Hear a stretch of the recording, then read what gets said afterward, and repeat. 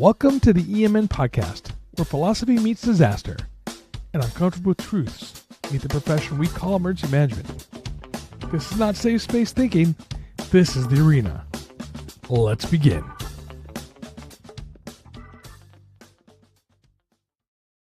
Good morning, good afternoon, depending on where you are at in this fine nation. And well, it's another episode of the Emergency Management Network podcast.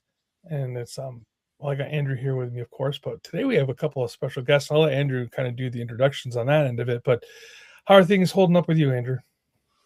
Good so far. You know, we had a short heat wave here on the East Coast. I think we're the hottest place, at least in the continental United States, in the 90s. Sort of an early taste of summer. Was not welcomed by me or the dog, so to speak, when we went out in the morning. So, but now it's cooled off and it's a little bit better. So how about you? Well, you know, I've been just kind of plugging along. We got the, midst of the FIFA World Cup planning and now execution. So if you guys listen to this podcast, we are in the midst of the World Cup at this point. And that being said, yeah, heat is one of those issues that we're really planning for because but we're not here to talk about heat. We're not here to talk about the World Cup. We're here to talk about some more interesting stuff. And we got two guests, Ryan Steele and Sarah. I'm going to butcher your name. Please forgive me. Hi, is it Hayek? Is it close? Well, Sarah will be on soon, so she can correct us. But I'm going to go with Sarah Hawk. Okay. All right, Sarah. You can throw darts at me. I appreciate that. And she's in the back room hearing what we're saying. So, well, go ahead, Andrew. Go ahead and she's in the green room enjoying all the treats together with Ryan. Andrew, why don't you go ahead and introduce what we're talking about, and we'll bring the guests on board. Yeah. So Sarah is with FEMA. She's an emergency management specialist, and Ryan Steele is the response recovery coordinator in the city of Richardson, Texas. They're both based in Texas. They both work for the Texas Division of Emergency Management and have a tremendous amount of experience. And they are getting ready to publish their new emergency management field guide, which I think is exciting. I've read parts of it and looking forward to discussing that. So thank you both for joining us. And I apologize for butchering your name. I know I said it wrong. You know what? I actually don't correct people with my last name unless they ask, however they want to say it. I've heard everything, but it's Hawk, like the bird. My dad just didn't spell. My dad was an awful speller. So that is cool, actually. Is it a European? It's a European derivation. It's German and Pennsylvania Dutch. So there's an umlaut over top of the first A that makes the second A W. And no one in the history of man knew that ever. So I just order pizza HAWK when they're like Hawk HAWK. So it goes well. Well, that was a lesson in language, and well, since you guys wrote a book, that's I'm glad we have that. So, one of the questions I ask people all the time, especially when I meet in this field of emergency management, I'm going to ask you both this question, and then I'm going to turn it over to Andrew for the others. Is how did you get into the field of emergency management? And I'll start with Sarah. I actually had a personal crisis in my personal life. My ex at the time was hit by a car. And I was walking home from work. We were in DC because I lived in DC for a lot of years. And he was walking home from work off the train, and a kid ran a red light going 50 miles an hour and nailed him. And I learned in that moment how good in a crisis I am. I had no idea. And then through the next 6 months, getting him back on his feet and through all of the surgeries, I had no idea how good I was in a crisis. And I actually changed my major. At that point, I was working on my MBA and my master's in human resources. And I realized that if I had to listen to people fight over pens and chairs for the rest of my life, that was going to end me. And we switched to Homeland Security with a specialization in emergency management. And it was the best decision I ever made. Oh, well, that's awesome. That's a great story. it's neat that you find your niche, when things go sideways and you realize that that's when you're in your calm. Yep. And I think a lot of us have that in common. Ryan, what's your story? Well, I don't have a superhero origin story, but I was in the Texas State Guard on a search and rescue team for a little while. And then while I was doing that, I was a 911 dispatcher for a little bit. And I met some people from TDM through some training. And then when I left being a dispatcher after I graduated, I was looking for a job, and TDM was hiring recovery coordinators. So I just put it out there and interviewed with them. I thought I botched the interview. I thought I totally in no way had gotten the job, but found out later they really, they liked me and they hired me. No experience with EM before then at all. Just kind of fumbled my way through it, and COVID hit. COVID hit the month after I got hired. So my boss met me in a parking lot 6 feet away, put my uniforms on the ground, got back in her car and left, and I didn't see her again for 9 months. So that was my welcome to EM moment here. Did recovery grants for a while, and then like Sarah said, I met Sarah and transferred over to work under her for a while. So that was the start. Those are great stories. I appreciate that. I appreciate you guys sharing with that. So, Andrew, I already know your story, but why don't you go ahead and ask some questions? Sure, absolutely. Well, it's interesting. I think the first question related to sort of your start in this is what spurred you to write this field guide? Well, wait. Let's rewind. Let's talk about the field guide first, because I think the readers or the listeners should kind of figure that out. So Ryan and Sarah wrote this field guide Right. for emergency management, and I think that's an interesting take there. And I guess what part of that goes with Andrew is let's talk about the why of the field guide and then get into how. Right. Well, that's sort of what I was getting for, and just so that for our listeners, because I think sometimes I misplace where we spoke about what. So it's called the Emergency Management Field Guide, and the subtitle to that is Leading Through Chaos and Calm. I got to get my speaking correctly there. So yeah. So why did you write this? I guess that's the question. So let me preface this with I'm a Boy Scout. I know. I was going to start with that too. I was going to say he's a Girl Scout. Yeah. So since I was 6 years old, all the way through now, I'm still volunteering with a Boy Scout troop. I've been a lifelong Boy Scout, and we have a Boy Scout handbook that tells you how to do scouting.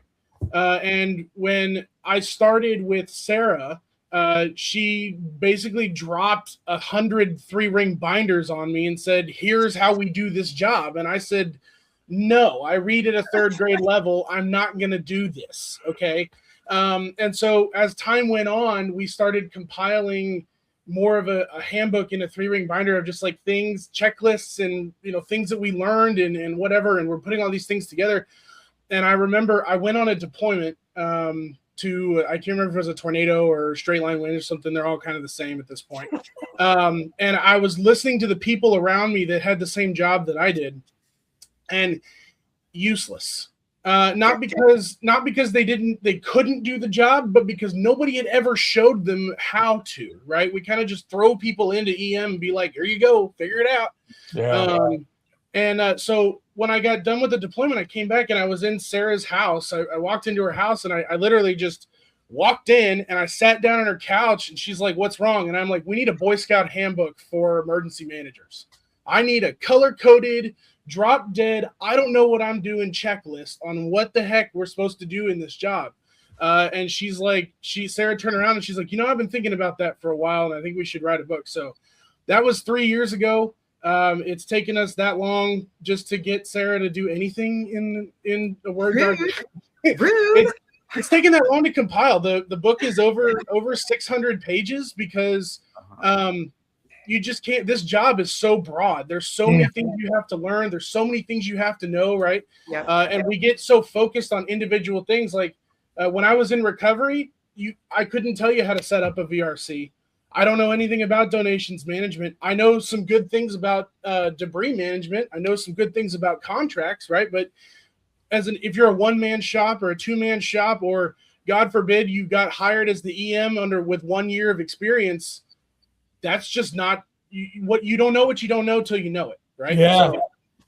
So we went with a field guide. Like I said, I read at a 3rd grade level, so I wanted it to be something where you don't have to read a whole chapter to get the checklist to set up a VRC. I need to flip to the response chapter, which is bright orange. I need to find the VRC, and there's my checklist. I can go read about VRCs and preparedness and other things later, but right now I just got to set one up. So and Sarah can add anything she wants to, but that's kind of the crux of where we are with this. Yeah. I think Ryan really hit it on the head. You don't know what you don't know until you need to know it. And at that point, it's almost too late. The amount of things that we've learned drinking from the fire hose that we don't write down is mind-boggling to me. And then we don't transfer any of that human capital to the next guy. We make them go out and start their own program and do it all by themselves all over again. Nobody wrote it down. And I am a huge proponent of writing everything down. In August of 19, Texas got hit by a massive cyber attack. Okay. And it took out more than 400 jurisdictions. And before August of 19, if you'd have told me an EM has a ginormous role in cyber attacks, I would have told you you're on something. Like, what are you talking about? And through that whole experience, what I learned was that we're huge in this. It's just a different hazard, right? But that nobody else takes notes the way that I take notes. I have an entire cybersecurity checklist and an entire cybersecurity guide on walking an EM through it. And not because they had to be the subject matter expert on cyber, but they needed to know all of the questions they needed to know beforehand, during, and after, and the resources that were going to come to them. And the only reason I had the answers to those is because I wrote everything down. So how do I take what I learned out there and all of those notes that I have for all of the various responses that I've been to, and transfer that, what's in my brain, to Ryan? And Ryan was always my test subject in all this. How do I train Ryan so that Ryan can go out there without me there? Because if I have to be there, I failed. If there's no continuity there, then I failed. And so as he came in that afternoon, I was like, I've been stuck on this, and I got checklists coming out every orifice. Like, they're all over the place here. How do we organize that and we make it in a way that will make sense for somebody else, because it is so much. This book is ginormous. It's huge. And, we've had conversations here, and we can talk about it later, about the accompanying app that goes with it to make it easier to search so that it's more field applicable, the next iteration of it here. But the birth of it was, how do I take what I've learned and make sure that the next guy doesn't have to suffer the way that I did? And that's why we called it a field guide, right? Because it is a guide. This job is experience based, right? It's not something you learn in a textbook. It's not something that you learn in a bachelor's degree or a master's degree. This is a job you learn by doing. And so we wanted to, people are going to read it and they're going to go, well, I really, you missed this one thing, or I learned that I could do this and that should be in there. It absolutely should. That's why it's a guide. Right? We started by calling it a handbook, but it's not a handbook. It's a guide. It's a field guide. It's something actionable that you can use to support what you're already doing, to supplement maybe that little gap that you have. You could be the best EM in the world, but there's still something about EM you don't know. I learn something new every single day. Not that I'm the best, but I learned something new about EM every single day. It's not 100% solution. It is 80%. And the last 20% is what you're figuring out along the way. Yeah. It makes sense to me, because I just pulled this off my desk. This is the National Wildfire Coordinating Group guide, for wildland fire. And we live by these things, so, but there isn't really a good one for emergency management necessarily. We're all pulling our guides out now. All right, I got them on our desk, right? I got a whole stack of them in this drawer. There's the first two that I could reach. I have so many of these. Why are there so many? And they stay in my truck too, right? In the back of my truck, so you can open up my truck and I'll yell, go get the VRC one. I can't carry a whole stack of these every time, right? I think we lost Todd there for a moment. He'll be back. He'll be back. Don't panic. He'll be back. He's like, I'm done with them. I don't need them anymore. Hold on. I ran away really quick. He has to get more field guides. You had to get more Yeah. field guides. Yep. So I have a question on that because and I think this is it's both a statement and a question, and that is well, I can ask very long questions, so I'll try to keep it concise. One thing that I've seen in this field is every jurisdiction in some cases has their own field guide or field operation guide might be for mass casualty, it might be for recovery, whatever that might be. I literally I'm holding several of them. One of them, of course, is the Red Guide to Recovery that you're probably familiar with, or and then I have Forward Operating Base put out by the Regional Casualty. Anyway, the thing that I think is kind of absurd is each jurisdiction is reproducing the wheel to a certain extent, right? There are certain things that might be particular to Texas, for example, that might be a little bit different than what we might do, let's say, I'm in New Jersey, so New York State or New Jersey, what have you. But there's commonalities. And the thing that I see is it's like what we say in emergency management. We have all the resources we need. They're just not organized properly. So we can just bring those practices to bear. So first thing is I want to applaud your effort to put together a field guide, because it's a big effort to do that. And as Ryan, as you and I know, the project management body of knowledge is kind of in a way that is a guide, right? That is, it is a better practice. I have several of them sitting behind me, and the more recent one, the 6th edition, not the 8th edition, which is sort of moved back to the 6th edition, is almost 600 pages. So I guess, how do you manage that challenge in pulling as much as you can in without it being an encyclopedia of emergency management practices? So I'll start. Every field in public safety or some tangential field to that has an honor code or a list of values, or something like that they all agree to, right? Like even the Boy Scouts has the oath and the law that you take as a scout, that I'm going to be trustworthy, loyal, helpful, friendly, courteous, kind of, be cheerful, thrifty, brave, clean, and reverent, right? We learn those things. You do that, repeating that over and over and over again. We don't have that in EM, right? Fire has it, police has it, every military branch has their own. We don't have that. And so when we started with the field guide, we wanted to make it more responder focused. So regardless of what level of EM you are, like there's 12, I think, different kinds of EM out there. We tried to distill them all down, and we all call ourselves different things because we all do radically different jobs, right? I've never worked for a K through 12 school. I don't know how to do that job. I've got lots of experience doing other kinds of EM, but I don't know how to do that. So let's step back one more and say, as an emergency manager, what are the things what are the values or characteristics that I need to be prepared to have when I face those challenges, when I look at breaking those things down to be my level, right? Like you said, everybody is doing reinventing the wheel in a different way. So we wrote in our book, we started with 11 tenets of emergency management that are a stepping off point to that, saying, hey, as an industry, or as 12 industries that all call ourselves emergency managers, these are the things that you need to remember when you're doing whatever it is that you're trying to do for your jurisdiction or organization. So you want to read through, Ryan, to get started? Because all of these that he's about to go are, I don't even want to say just tenets, they are favorite sayings that somebody has said along the way and repetitively. They're things when I'm training people that, I mean, we've already used one of them in here twice. This repetitive themes across the board. So I don't know, Ryan, if you want to read them or if you want me to read them, they're totally up to you. Yeah, I can read them. So it's the first: you don't know what you don't know until you know it. Resources are finite, so do the greatest good for the greatest number. If you don't know how, know who does. Calm is contagious.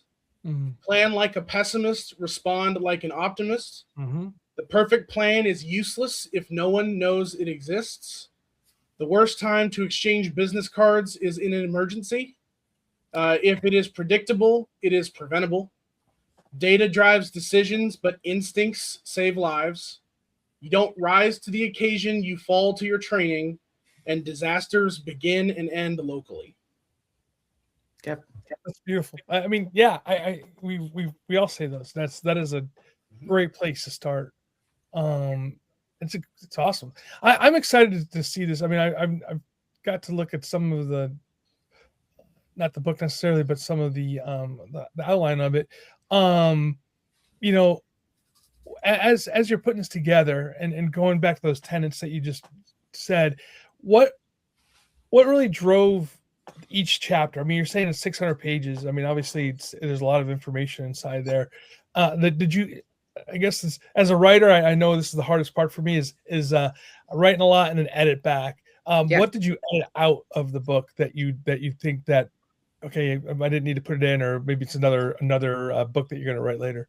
So I think that some of this, as we're going through the proof here and marching towards the final publishing step here, we're going to see ourselves pulling some things back.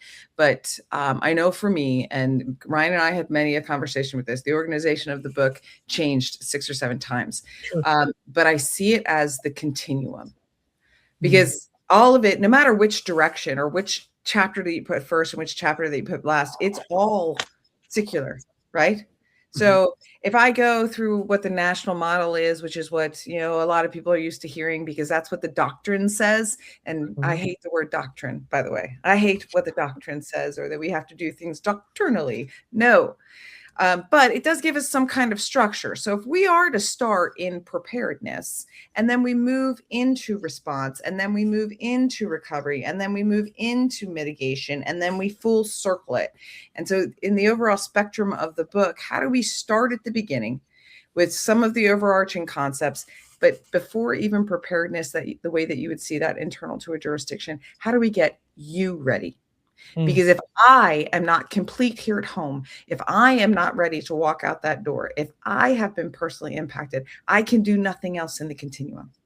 And throughout that continuum, as you're learning, there's things that get passed along the way. I just had this talk about data with my boss the other day, and, in response, I only care about these 5 things. Yeah, but I could have gotten all 5 of those things from preparedness and had already built it to launch in recovery, to continue. Oh, of course, my phone will ring right there. To continue to build in response and collect, which I need to pass to recovery, because they're going to continue to build to recover, that we can pass to mitigation so that we can ensure that this doesn't happen to the community again. How do we do that? So organizationally in the book, how do we match that theme, match that flow? So, and one of the things to add on to that too, one of the things I said a couple minutes ago was we really wanted this to be responder or emergency manager focused rather than organization focused, right? This is supposed to be, if you're a one-man shop, this is your second person, right? This is your guy just like talking to somebody else. So the book starts with getting you ready, right? We start with the introduction, and then we go to personal preparedness. How are you ready to respond? Because if you're not, we used to say in Boy Scouts, if you're not prepared, your scouts won't be prepared, right? And we say that too as a dad, right? As I'm a dad, I can't, if your child wants to go do something, I got to be ready with all the things. And then we move into preparing your community, right? Knowing who your community partners are. And then once you do that, then we go through the cycle, right? And we do preparedness. So I know who I am and I'm prepared. I know who my community is. Now I'm going to prepare my community for a disaster. And then I'm going to respond. And then I'm going to recover. And then after that, we add other things. So mitigation, because that's an important one. We add technology, because you cannot exist in this day and age without technology, which includes AI. We have a lot of written in there about how to use AI effectively, because we're not doing that well. We talk about the history of emergency management. There's an entire chapter dedicated. We thought that was really important because people need to know. There needs to be more pride in being an emergency manager. Like, what does it mean? Like, firefighter, we know what it means to be a firefighter. Somebody hears the name firefighter on the street, we know what that is. Somebody hears the name police on the street, we know what that is. If somebody else tells me that I work for FEMA because I'm an emergency manager, I'm really getting tired of hearing that, right? It's not just FEMA. So we put the history in there. Some things that we took out, one of the things that we had a long conversation was originally ICS had its own chapter. At the very beginning. Now it's in the index. We mention it, we talk about it, but at least for me, there's a big misnomer, and we talk a lot about this in the book. There's a big misnomer between an incident command post and an EOC, and what those functions are. And we call those positions the same thing as the ICP does, so that they can communicate effectively, but they do very different jobs. And if we start off immediately talking about what ICS is and all those things that I can get from a FEMA course or a textbook, then we miss the point of what the book is trying to do. So we moved it to the end, because you need to know what ICS is. You need to know what all those terms are, but that's not the important point. You don't do ICS because you're an emergency manager. That's just one tool. And my EOC is not ICS driven. Most EOCs around me are not ICS driven. We call some positions there those things, but I have a departmental hybrid EOC. We don't do ICS because my city manager doesn't want to see it that way. And I know a lot of other jurisdictions are the same. So, well, I just to jump in there, and Todd, we've actually had this discussion. I think we had this discussion with Shannon McNamee not too long ago in terms of ICS and its applicability in an emergency operations center, and whether there's other models like the Community Lifelines components model as a possible substitute or as an alternative for that. And I guess my point with that is, looking at this field guide, at least just the 2 chapters that we have access to that we took a look at, emergency managers are busy much of the time in dealing with grants and dealing with partnerships and, updating plans, etc., dealing with the training, all the whole activities regarding the continuous improvement cycle in terms of emergency management, if they're not already responding to events that are taking place. How do in terms of updating this field guide and updating other plans, etc., what do you think is sort of the minimum cycle for doing that and maintaining that? You're asking Todd, or you're asking us? Because both of you. I'm sorry, both of you. Good, because what I would tell you is that updating is an everyday adventure. It depends on what you define the word updating as. Okay, is an update that I, as an EM, had to go back in and read 200 pages all over again, or is an update because I just had an incident and I realized that there are a couple of fallacies in the plan that I already had, and maybe we should go back and rewrite that and maybe retrain it, re-exercise it, and re-examine it piece by piece. I would tell you a review of your plans, period, and not I'm reading every single page, but a review of your plans is an ongoing thing, but no less than once a year, because a plan that just sits on the shelf and isn't socialized and isn't practiced is for naught. Mm-hmm. A plan that you allow a program, say VOCHI, as an example.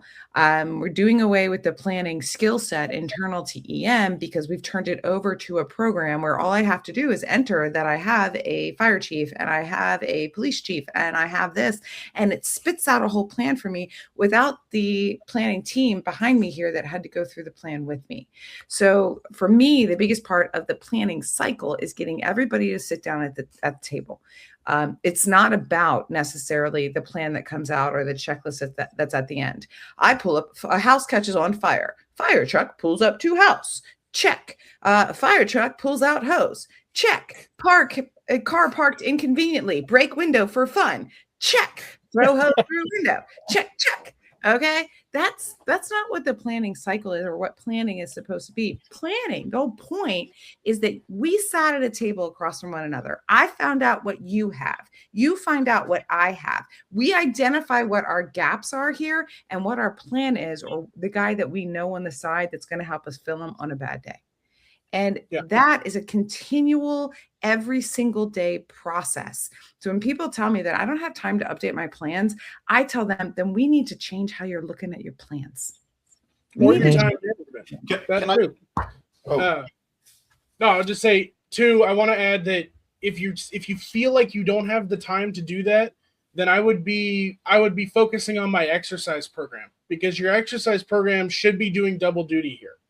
If you're running a tabletop or doing a functional exercise, whatever that schedule is for your agency, not only are you trying to test the capabilities, but you're testing the capability of what? It should be the capability of your plan to make all those things work, right? You're auditing those plans every single time. So if you find a gap in your exercise, do it. If you hold a tabletop exercise and you don't pull your EOP out, then I would be very concerned about what you're actually testing and why are you doing that exercise to begin with. You should be pulling that out every single time. So one thing I want to touch upon, Todd, I'm sorry. I feel like I'm monopolizing all the questions here. No, Before I jump in? No, I'll jump in when I need to. One of the things that I see, and I think you speak to it in the tenets here, and to a large degree, I haven't read the whole field guide, but I look forward to reading it. Is that it's that sort of notion that plans are useless in a way. They're not completely useless, but the planning process is essential, right? I think, Sarah, as you spoke to, in terms of engaging people, understanding what the capabilities are, where the mutual cooperation or coordination or collaboration, whatever that looks like, between different departments, different partners, et cetera, is concerned.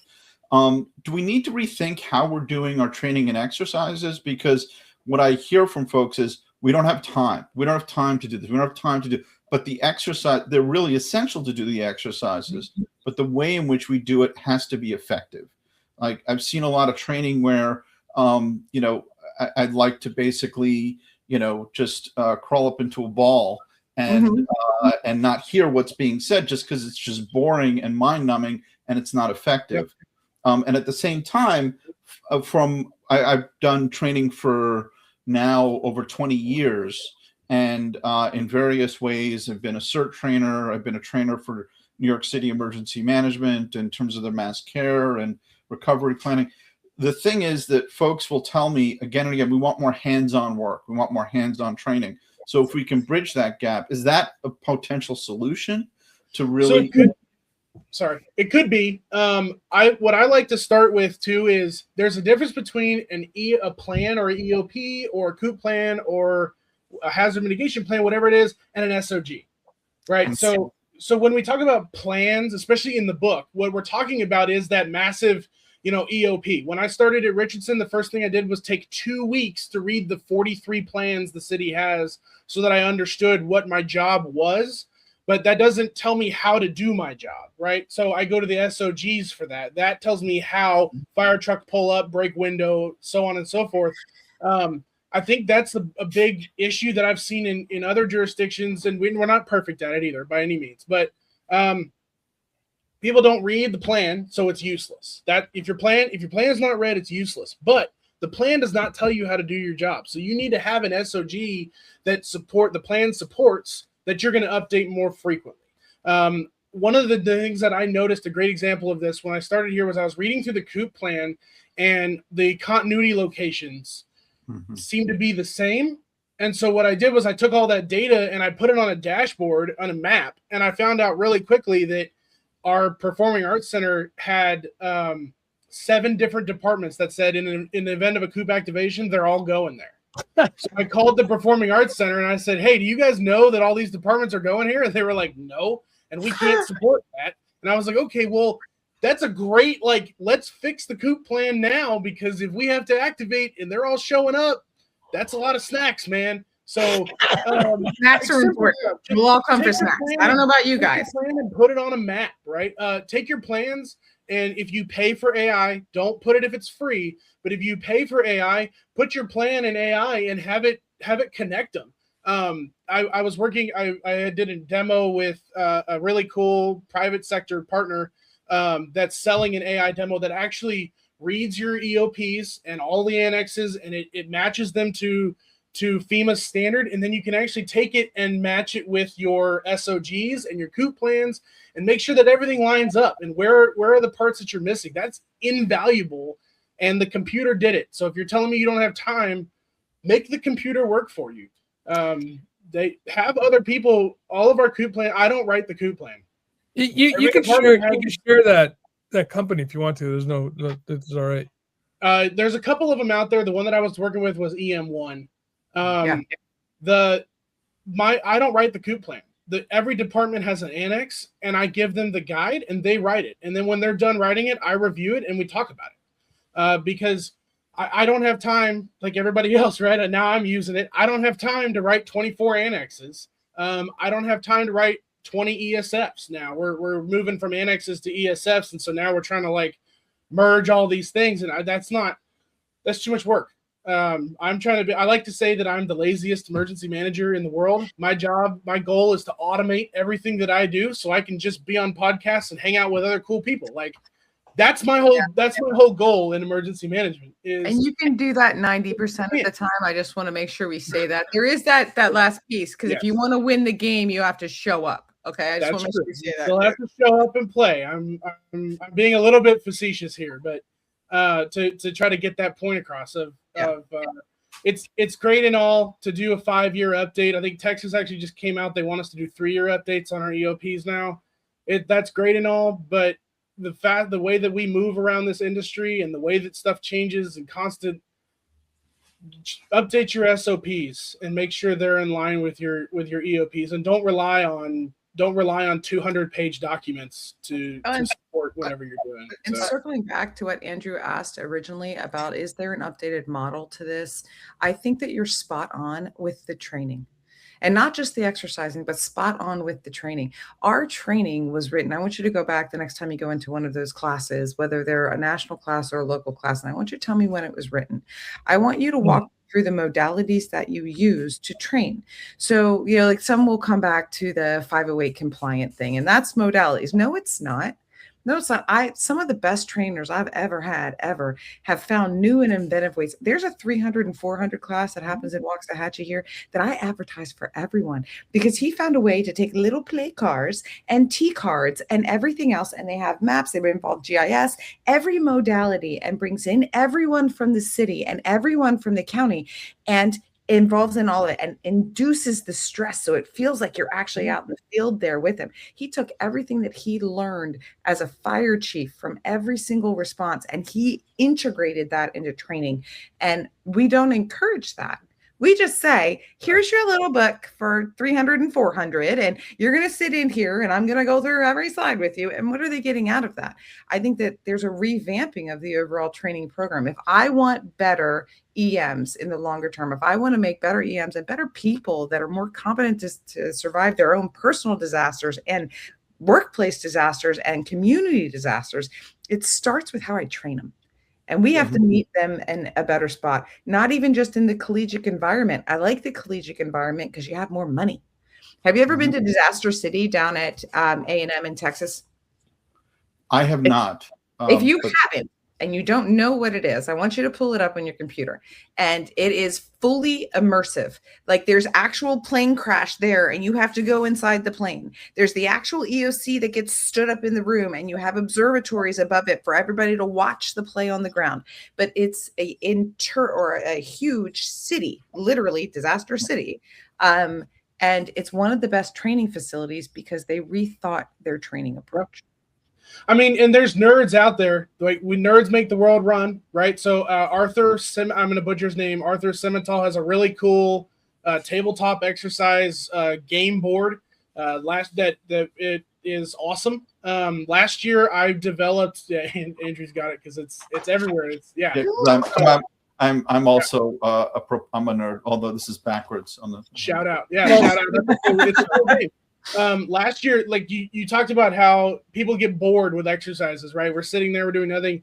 I had AI help me last year. We did a functional exercise with all of our departments, and I had AI help me develop a Dungeons and Dragons version of a functional exercise with cards and shout outs and things you have to actually work through and that kind of thing. And then that worked. We found things that we'd never have found beforehand because people actually had to do things, and I didn't have to. I'm not that smart to do it by myself, right? AI obviously helped me make that happen, but it does not have to be the same old tabletop every single. So we think about exercises, we kind of sigh and like, ugh.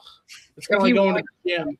If you wanted to remember, If you want them to remember anything, you have to make the synapses fire. Add a little bit of psychology to what we do. Why do you remember traumatic things that happened to you? Because the neural synapses fired. So if I want you to remember a story that I'm telling or some kind of anecdotal thing so that you remember that in the response, I'm going to go for your emotional base. I'm going to make you tear up a little bit as I'm telling you something, and it'll make that synapses fire. You will remember that story before you remember anything you read in a book. How do we make neural synapses fire when we train and when we exercise? And if we approach it in that direction, we're going to yield better results in the long term. Yeah. I want to go back to AI for a second, because I actually used it the other day when I was trying to red cell something, basically, is what I used it for. And asked what the casualty count would be given the scenario that I was working through it. And it was obviously take it for what it is. It was, going through things, but it gave me more perspective, because what I was thinking on the casualty count was way more than what the LMN gave me. And then on the other side of that too, but it did say, hey, you're going to have, this problem is going to be even more so, that you're going to have this amount, tens of thousands potentially of the worried well than you really have of casualties, of actual casualties, and I went, and I'll give you a scenario. So I'm not trying to talk in code, but what I was thinking was, what would happen if we had a fentanyl attack from a drone in a crowd? Okay. And a crowd, the crowd's about 85,000 people outside, and it said, I was thinking we're going to have a lot more casualties, and they're like, you probably about between 50 to 200 overdoses because of the way the wind blows, and they put all these things in perspective. But then you're going to have tens of thousands of worried well going to the hospital that aren't really impacted. And I went, wow, that's even a problem that you have to deal with, because you have to treat all of them as if they are, and how many of them are actually really having drug issues, or how many of them are it's up in the head that they're having drug issues. So that was things I didn't even think about having to triage out, and in a VAT, in an MCI setting. And I was like, wow, this is definitely a different thought. But my point about it is kind of putting together your field guide that you're creating, and then using AI to test that. I think is a really neat way of doing things. And thank you, Ryan, for kind of bring that up. I have a question. Is the intent to take the field guide and to create an AI assisted version of that? At the very least, an app. So AI, we use the term AI, but it really means lots of different things. Yeah.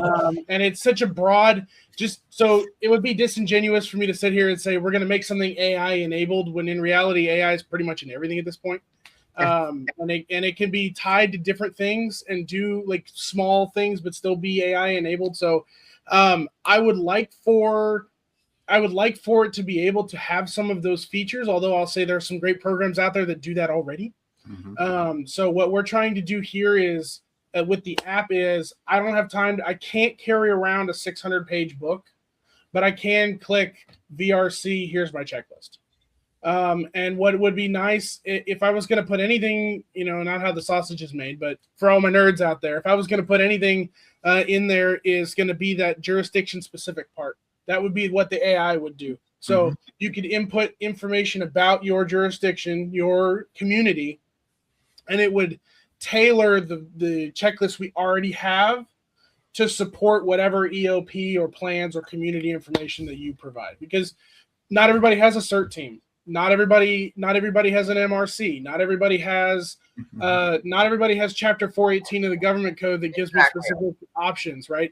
Every state has different laws. Everything has. So that's where I would pull AI. I've got the foundation. AI is going to help you make it specific to you. Yes. That's Most awesome. especially that with those jurisdictional constraints. Every state has different laws. How we functioned in Maryland doing EM, because we required all of the other states around us, is a lot different than what we do in Texas. 418 is written in Texas, a lot different than the EM laws as you go to other states, and then all the way down to the ordinances that are important. So I just had a tornado come through. What ordinances do you need to include in your disaster declaration to turn off? And what ordinances do I need to turn on? So using AI to troll all of that, here's the base that we have, and here's all of the applicable, because that's one of the hardest parts on disaster day. Assembling all of that, and what's my right boundary and what's my left boundary? What else do I need to worry about? I can only do so many things at a time. So if I have a tool here that can help me keep me in here, because I don't wear orange for anyone, guys. Like I ain't gonna lie, I don't look good in orange. So I want to make sure that we're helping others follow the law accordingly. That's fair. Well, I think this speaks, your point there really speaks to that last tenet, which is all disasters begin and end locally. And that's true. Whatever you're using, AI, what have you, it has to start and stop there, so to speak. So, Todd, I think I'd cut you off there for a moment. No. You're all good. This is a good conversation. I'm sorry. One question I do have is, when is the field guide due to be published? That's what I was about to ask, Andrew. You're channeling me, my friend. Well, we're shooting for June 15th. It is written already. Like I said, I have a printed version. There were some formatting errors that I was unhappy with. So I've got to make some edits to those and send them back to the publisher to get them fixed. And then so we're hoping for it to be on Amazon on June 15th.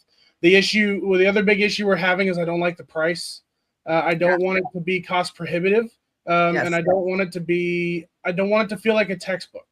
Because it's definitely not a textbook. And the problem is it costs a lot of money to print a book. Andrew knows very well. It's very expensive to print a book.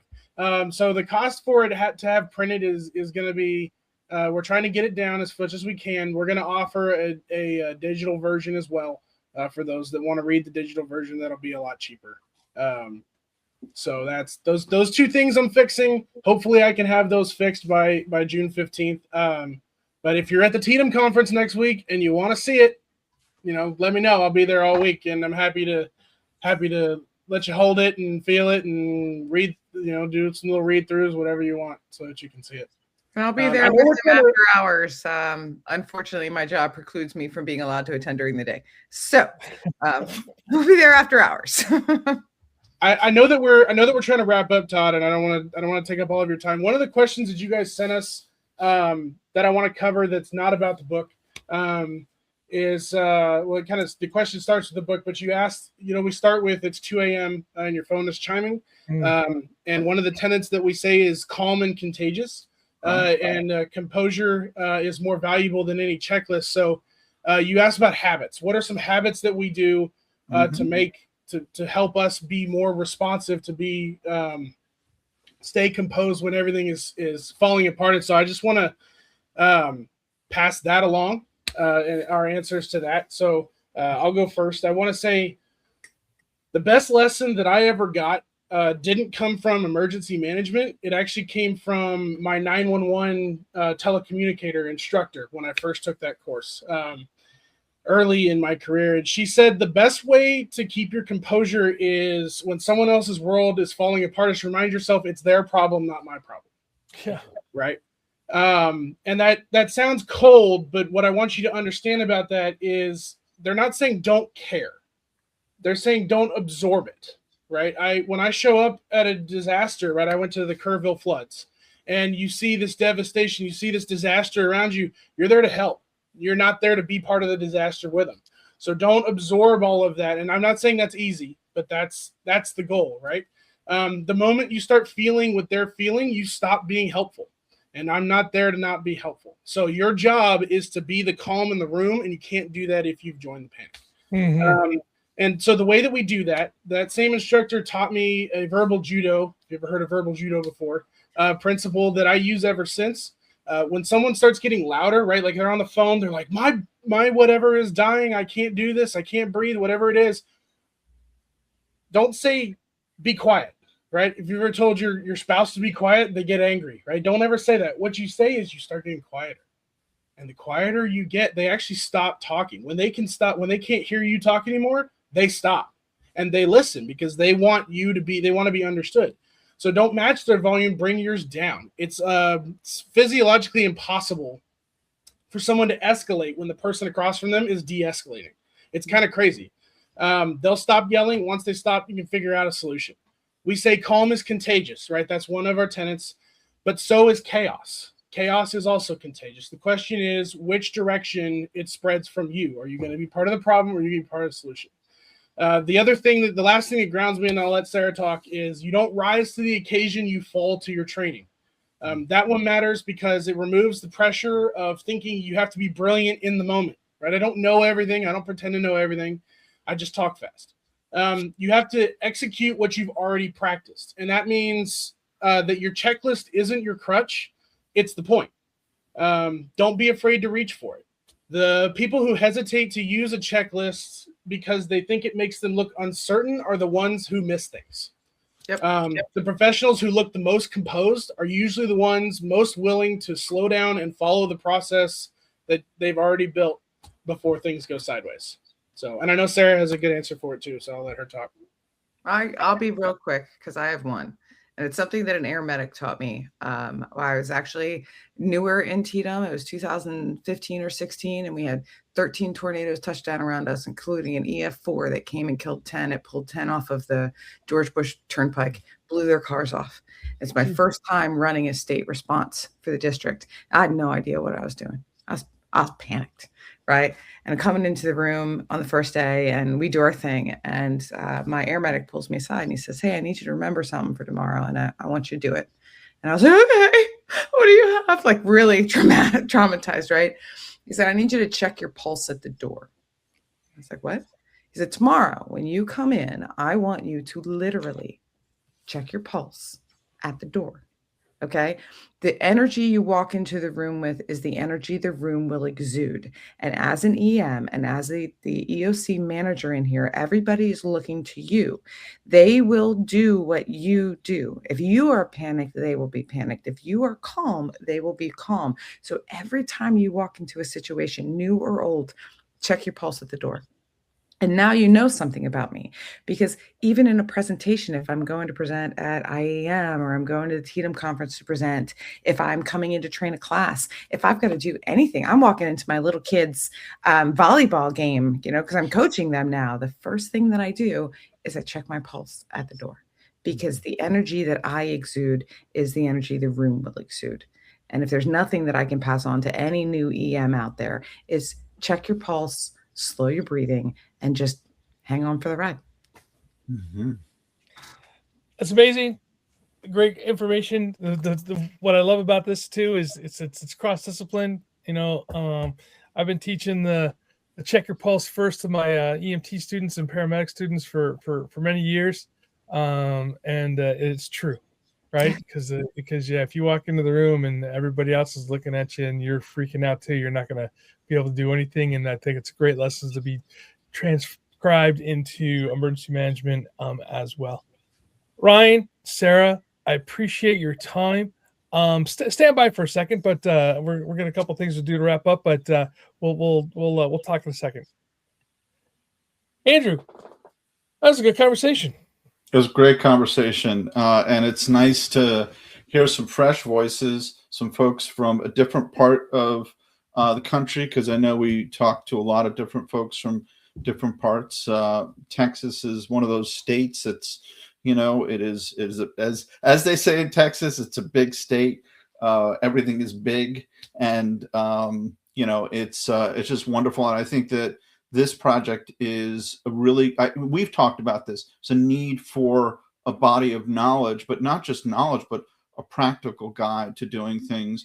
And I would like to see those lessons inculcated and spread in other parts of the country, so we're not constantly reproducing the wheel. So what's done in California can be practiced in New York and things like that, regardless of the function and things like that. And then that we, I think to what Sarah said, we don't just say stuck in doctrine. Okay, we're not this is not the defenders of the faith here. We actually have to really question what we're doing and do it and have it be effective. And it's great to see that, especially because Sarah comes from both the state and then also now FEMA. And that's not a dirty word. Okay. Yes, still working. And Ryan's was with Texas, with the state, and now he's local. So to see that sort of understanding between the various levels there. So your thoughts? Yeah, a couple things. One is as different as we are from all the different states, and the territories, there are some fundamental things that we all do alike. And I think that's the critical part. And I think that's what Ryan is bringing together with this, and Sarah with this field guide, if you will.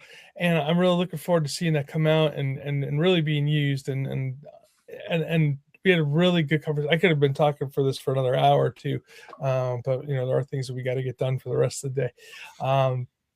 But I'm hoping to have Sarah and Ryan back on the show again to kind of just to keep this conversation going forward.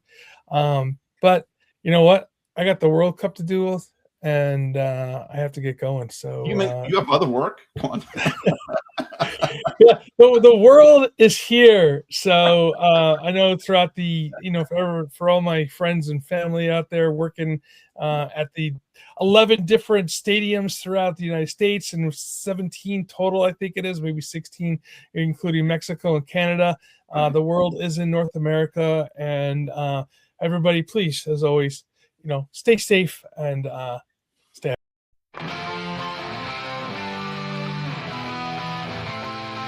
When the sirens scream out loud, we're the voice that breaks the cloud. Heads held high when things go wrong, we'll guide you through with strength and song. Disaster strikes without a sound, chaos reigns but we're around. Public safety in our hands, standing strong in every land. Emergency